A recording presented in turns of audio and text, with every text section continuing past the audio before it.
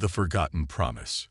The Great Hall of the Galactic Council stretched for miles beneath a dome of stars, its crystalline walls reflecting the light of 1,000 worlds. Representatives from across the galaxy gathered in their designated sections, each species displaying their unique evolution and culture.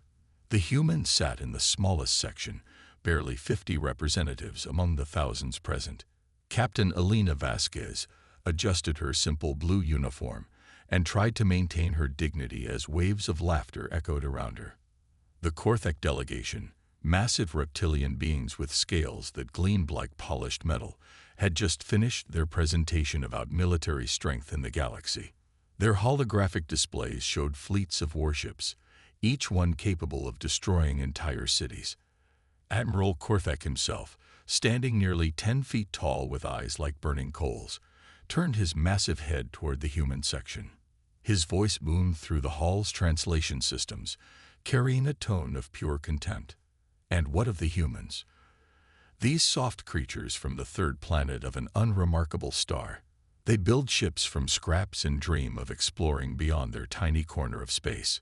Perhaps we should discuss their contribution to galactic defense. The laughter grew louder. The Veltheri, with their 4 arms and silvery skin, chittered in their musical language. The gaseous Nephilim pulsed with colors that clearly indicated amusement. Even the peaceful Ultrurians, normally respectful of all species, seemed to find humor in the situation. Elena stood slowly, her heart pounding but her voice steady. We may not have the largest fleets or the most advanced weapons, but humanity has something that many here seem to have forgotten. We have persistence, we have hope, and we have a very, very long memory. Admiral Korthak's laugh was like thunder. Memory. What could children remember? Your species has barely learned to leave its own system. You know nothing of the ancient wars, nothing of the powers that once ruled these stars. You are insects pretending to be eagles. The insult hung in the air like poison. Elena felt every human representative behind her tense with anger, but she kept her composure. Perhaps you're right, Admiral. Perhaps we are just children. But even children grow up eventually. Across the galaxy, on a world so dead that no star charts even recorded its name, Dr. Marcus Chen wiped sweat from his forehead as he carefully brushed dust from an ancient metal surface. The archaeological expedition had been working for months in the ruins of what appeared to be a massive city buried beneath centuries of sand and time. Professor Chen called his assistant, Dr. Yuki Tanaka, excitement clear in her voice. You need to see this immediately. Marcus made his way through the excavated corridors, past walls covered in symbols that seemed familiar yet impossibly ancient.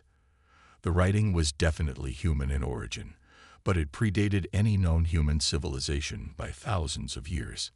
In the central chamber, Yuki stood before a massive crystalline structure that pulsed with a faint inner light. It activated 10 minutes ago, she said, her voice barely above a whisper, right when the Galactic Council session began. Marcus approached the crystal, noting the intricate patterns carved into its surface.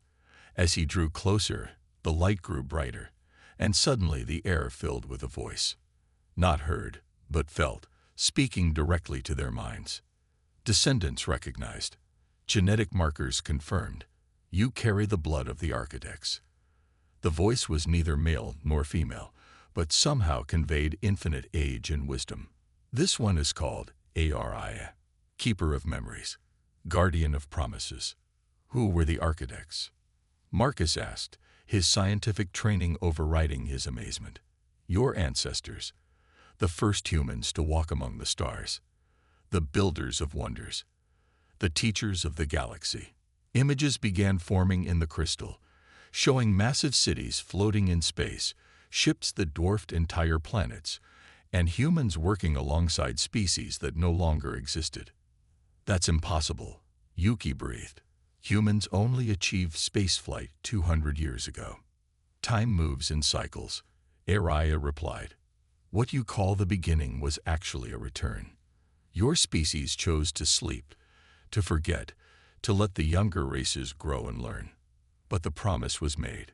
Should humanity ever face extinction or ultimate disgrace, the architects would wake. The crystal pulsed brighter, and suddenly alarms began screaming across human space. On monitoring stations throughout the solar system, technicians stared in disbelief at their screens. Energy signatures unlike anything in their databases were appearing throughout the galaxy, massive and ancient, and definitely artificial. Admiral Sarah Chen, Alina's sister and commander of the Earth Defense Fleet, stood in the command center of Luna Base watching the impossible readings. "Report," she snapped. "Ma'am, we're detecting at least 50 massive objects decloaking throughout human space. They're huge, bigger than anything we've ever built. And they're definitely human in design." On the dead world, Aria's voice grew stronger. "The insult has been given. The younger races have forgotten their manners. It is time for the children of Earth to remember who they truly are." The crystal exploded with light, and across the galaxy, ancient systems that had slumbered for millennia began to wake. In the asteroid belt, what had appeared to be simple rocks cracked open to reveal massive shipyards. In the depths of Earth's oceans, structures older than recorded history began rising to the surface. On Mars, beneath the polar ice caps, engines that had been cold for 10,000 years began to hum with power. Back in the Galactic Council, Alina felt her communication device vibrate with an emergency signal. The message was simple but impossible. "Ancient human vessels are appearing throughout the galaxy. We count over 300 ships, each one larger than our entire fleet. They're not responding to hails, but they're not attacking either. They're just waiting." Admiral Korthak had also received reports from his fleet commanders. His confident sneer was beginning to fade as he listened to increasingly panicked voices describing ships that defied all known technology. "Impossible," he muttered. "Humans don't have that kind of power." Alina smiled for the first time since entering the council chambers. "Admiral, I told you we have long memories. What I didn't mention is that sometimes we choose to forget things until we need to remember them again." The great dome above them suddenly dimmed as massive shadows passed overhead. Through the transparent ceiling, the assembled delegates could see ships of impossible size and beauty, their hulls dark as space, but lined with patterns of light that pulsed like heartbeats. "Council members," Alina said, her voice now carrying the authority of 10,000 years of hidden history, "I would like to formally introduce you to humanity's elder siblings. They've been sleeping for a very, very long time, and they're a bit cranky about being woken up by someone threatening their little brothers and sisters." Admiral Korthak's scales had turned pale, and his massive hands shook as he stared at the ships above. Each one was easily the size of a small moon, and their sensors showed energy readings that suggested they could crack planets with their weapons. "What do you want?" he whispered. Alina looked up at the ancient vessels, feeling a connection to something vast and protective and infinitely patient. "What we've always wanted, Admiral. Peace, respect, and maybe just a little bit of the courtesy you'd show to someone who could turn your entire empire into space dust with a single thought." Aria's voice echoed through every ship, every station, and every world in the galaxy. "Children of the stars, you have forgotten the old ways. You have forgotten that strength comes not from the size of your weapons, but from the wisdom to know when not to use them. The architects return not as conquerors, but as teachers.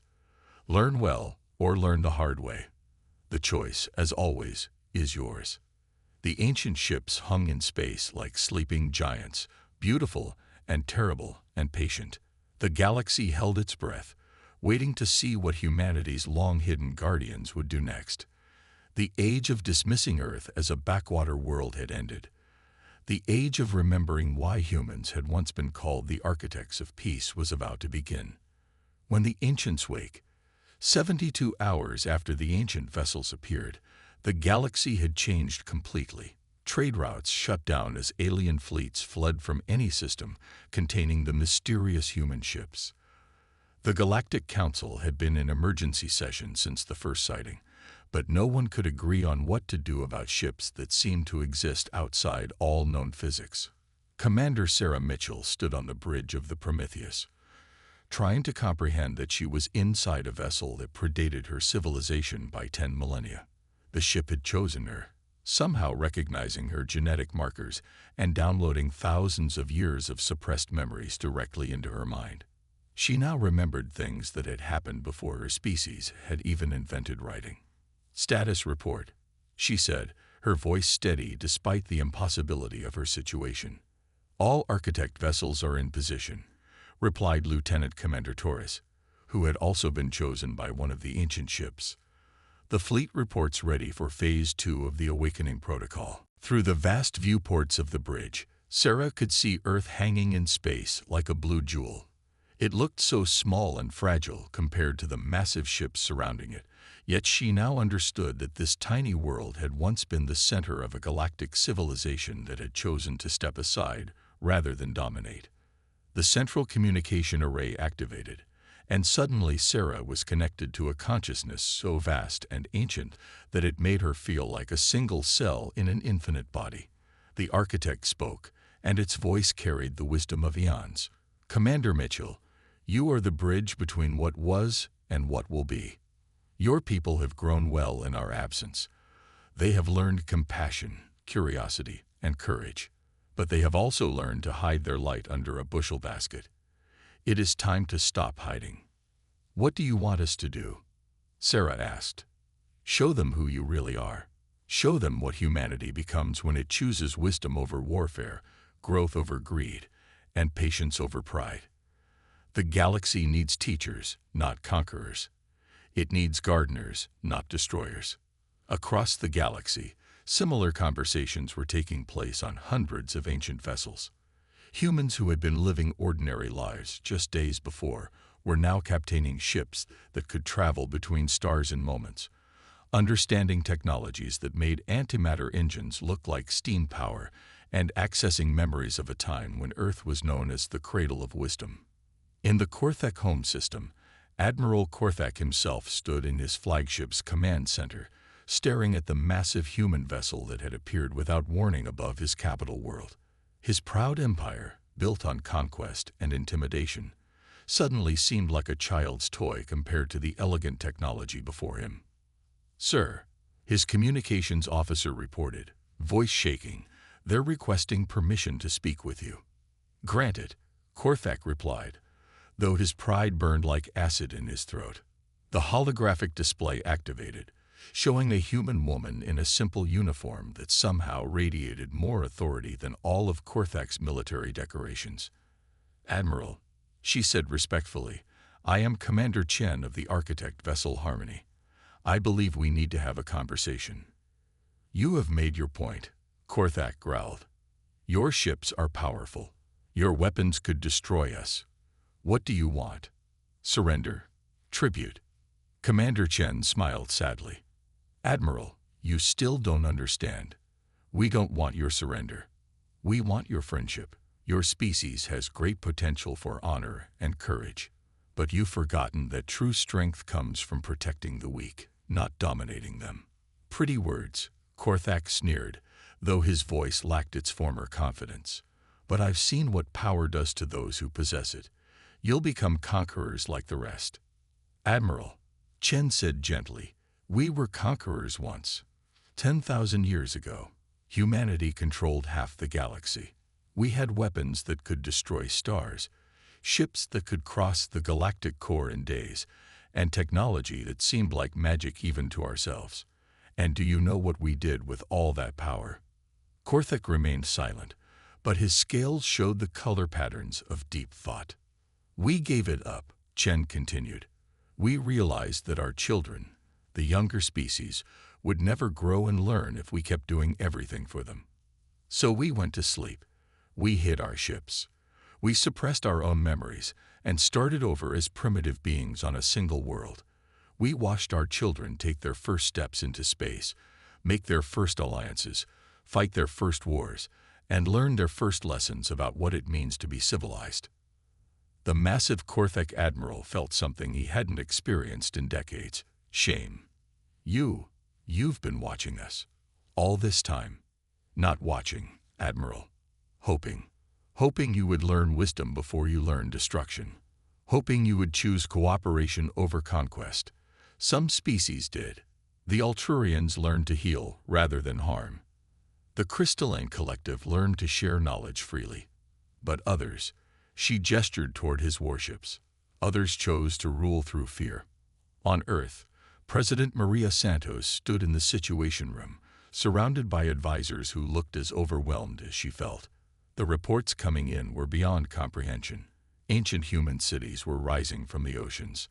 Technologies that had been theoretical dreams just days ago were now reality. And somehow, humanity had gone from being the galaxy's weakest species to potentially its strongest overnight. "Ma'am," her chief of staff said quietly, "the architect wants to speak with you directly." The room's main screen activated, showing not a person but a shifting pattern of light that somehow conveyed immense intelligence and compassion. When it spoke, every person in the room felt the words in their hearts as well as their ears. "President Santos, you lead humanity at a crucial moment. Your species stands at a crossroads. You can choose to become what you were before, rulers of the galaxy through superior technology, or you can choose to become something better. Teachers, guides, protectors of the weak and champions of justice. What's the difference?" Santos asked. "The difference is what happens next. If you choose power, the galaxy will fear you and eventually unite against you, just as they did before. If you choose wisdom, the galaxy will learn from you and eventually join you in building something better than any empire." The president looked around the room at her advisors, seeing the same question in all their eyes. "And if we make the wrong choice, then we return to our sleep, and humanity continues as it has been. Small, ignored, but safe. The choice is yours, but choose carefully. The galaxy is watching, and whatever you decide now will echo through the stars for millennia to come." Back in the Galactic Council chambers, representatives from hundreds of worlds sat in stunned silence as holographic displays showed the true extent of humanity's hidden power. Ancient manufacturing facilities larger than moons, weapons that could reshape matter at the molecular level, ships that traveled not through space but around it, appearing wherever they chose to be.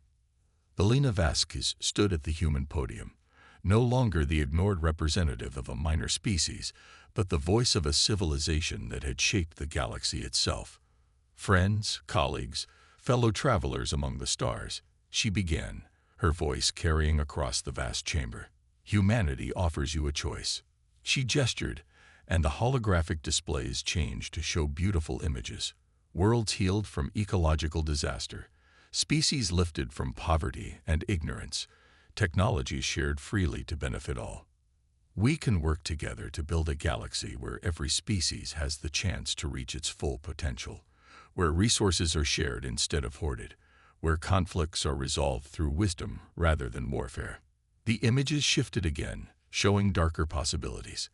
Fleets in battle, worlds burning, civilizations falling into barbarism. Or we can continue as we have been, with the strong dominating the weak, resources fought over instead of shared, and fear ruling instead of hope. Admiral Korthak, watching from his flagship, felt the weight of his entire civilization's future on his massive shoulders. The human ships around his world hadn't fired a single shot, hadn't made a single threat. They simply existed, demonstrating a power so vast that resistance was meaningless. But more than that, they offered something his warrior culture had never experienced: the chance to be part of something greater than conquest. "Commander Chen," he said finally, his voice carrying across the void to the harmony, "what would you have us do?" "What we should have taught you long ago, Admiral. Use your strength to protect those weaker than yourself. Use your courage to stand against injustice. Use your pride to build something worthy of pride." Across the galaxy, similar conversations were taking place. The Veltheri were discovering that their four-armed physiology made them ideal for certain types of engineering that could heal damaged worlds. The gaseous Nephilim were learning that their natural ability to exist in multiple dimensions made them perfect ambassadors between species that couldn't normally communicate. The ancient human ships didn't conquer or demand tribute. Instead, they offered knowledge, tools, and partnership to anyone willing to embrace cooperation over conflict. And slowly, carefully, the galaxy began to change. Trade routes reopened, not as paths for exploitation, but as networks for sharing. The Galactic Council transformed from a forum for argument into a genuine parliament where problems were solved collectively. Humanity took its place, not as rulers but as elder siblings, patient teachers who had learned through long experience that true power came not from the ability to destroy, but from the wisdom to build. The sleeping giants had awakened not to conquer but to guide, and for the first time in millennia, the galaxy began to dream of a future built on hope rather than fear. In the depths of space, on vessels that bridged the gap between technology and art, humans who had been ordinary just days before worked alongside ancient consciousnesses to tend the garden of civilization. They had remembered who they truly were, and in doing so, they had given the galaxy a chance to become something it had never been before, a true community of worlds, growing together toward the light of distant stars.